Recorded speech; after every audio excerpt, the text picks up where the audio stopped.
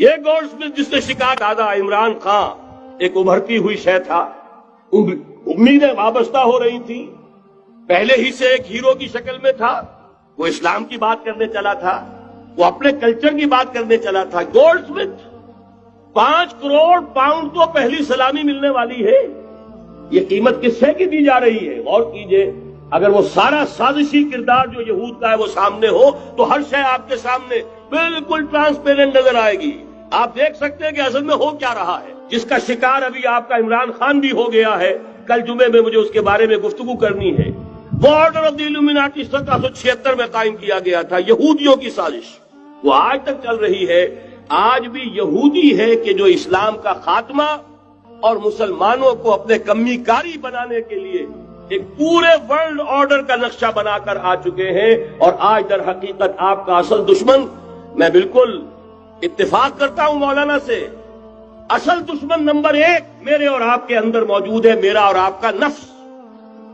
اصل دشمن یہ ہے، نفس ما ہم کم طرف فرعون نیست لیکن اورا عون ایرا عون نیست۔ اور دوسرا خارجی دشمن سب سے بڑا یہودی، لیکن یہ کہ اس وقت کے اور اس وقت کے حالات میں ایک بڑا فرق واقع ہوا ہے۔ مجھے اقبال کے وہ شعر یاد آ رہے ہیں، دنیا کو ہے پھر مار کے روح و بدن پیش، تہذیب نے پھر اپنے درندوں کو ابھارا، اللہ کو پامردی مومن پہ بھروسہ، ابلیس کو یورپ کی مشینوں کا سہارا۔ وہی تاریخ ستیزہ کار رہا ہے ازل سے تا امروز، چراغ مصطفی سے شرار بولہوی۔ تو دنیا کو ہے پھر مار کے روح و بدن پیش، تہذیب نے پھر اپنے درندوں کو ابھارا، اللہ کو پامردی مومن پہ بھروسہ، ابلیس کو یورپ کی مشینوں کا سہارا۔ میں جس فرق کی طرف اشارہ کر رہا ہوں ذرا اس پر غور کیجئے۔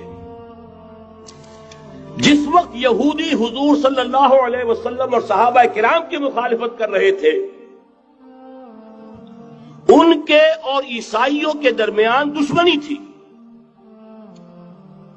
وقالت اليہود لیست النصارى علی شیء وقالت النصارى لیست اليہود علی شیء، ان میں آپس میں سانپ اور نیولے کا بیر تھا اس وقت، جبکہ نبی اکرم صلی اللہ علیہ وسلم کے ساتھ یہود کی یہ کشاکش جاری تھی۔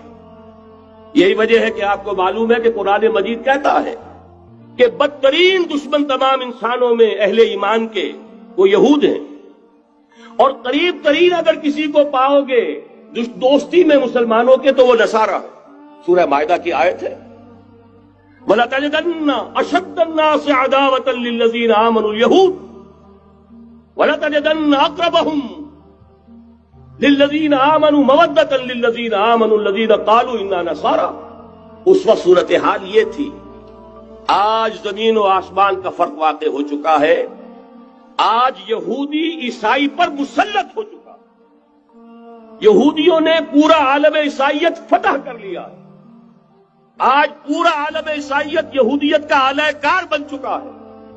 چنانچہ پہلے تو ایک ہی بات تھی، یہ تو تقریباً 300-400 سال قبل ہو چکا، کہ west white Anglo Saxon Protestants یہ تو اعلی کار بن گئے تھے آج سے صدیوں پہلے، انہی کے ذریعے سے یورپ کے اندر انہوں نے سود کی اجازت حاصل کی، انہی کے ذریعے سے یہ ساری فحاشی اور یہ ساری اریانی کا جو بازار گرم کیا، یہ در حقیقت آزاد خیالی، لبرلزم، حریت فکر، حریت عمل، میں آزاد ہوں، میں ننگا جانا چاہتا ہوں بازار میں، آپ کون ہوتے روکنے والے؟ آپ اپنی آنکھیں بند کر لیں، ہم آزاد ہیں، ہم 2 مرد ہیں، شادی کرنا چاہتے ہیں، شوہر اور بیوی کی حیثیت سے رہنا چاہتے ہیں، آپ کون اعتراض کرنے والے؟ یہ سارا یہود کی سازش۔ اور آپ کو معلوم ہونا چاہیے جب تک پوپ کا کنٹرول تھا یورپ پر، یعنی ابھی کیتھولک جو عیسائیت ہے وہ غالب تھی، اس وقت تک پورے یورپ میں سود حرام تھا، کہیں انٹرسٹ کا کاروبار نہیں ہو سکتا تھا۔ یہ پروٹیسٹنٹس کے ذریعے سے اس کی اجازت حاصل کی، نتیجہ یہ نکلا، علامہ اقبال شاعر مشرق اس صدی کے آغاز میں گیا تھا یورپ، اور وہاں جا کر اس نے دیکھ لیا تھا فرنگ کی رگے جہاں پنجے یہود میں ہے۔ معاشی اعتبار سے یہودیوں نے پورے یورپ کے اوپر اپنا تسلط قائم کر لیا تھا، اور یہ یہودی کون تھے؟ روتھ چائلڈز، گولڈ سمتھس، بہرحال مجھے جو دوسری بات کہنی تھی وہ یہ کہ یریدون لیطفئوا نور اللہ بافواہہم، اس وقت بھی یہودی تھا، آج بھی یہودی ہے، لیکن فرق یہ واقع ہوا ہے کہ اس وقت یہودی کے کنٹرول میں عیسائی نہیں تھے، بلکہ 1200 برس تک یہودیوں کے اوپر ظلم و ستم بلکہ ہوتا رہا عیسائیوں کے ہاتھوں. پورے یورپ میں پرسیکیوٹڈ تھے. انہیں اگر کہیں سہارا ملا مسلمانوں کے ذریعے سے اسپین میں ملا ہے. بن گوریان نے خود لکھا اپنی کتاب میں کہ ڈیورنگ دی ڈائسپورا، یہ ہمارا جو انتشار کا دور ہے 70 عیسوی سے جو شروع ہوا تھا، اس ڈائسپورا کے دوران our golden period is the period of Muslim Spain.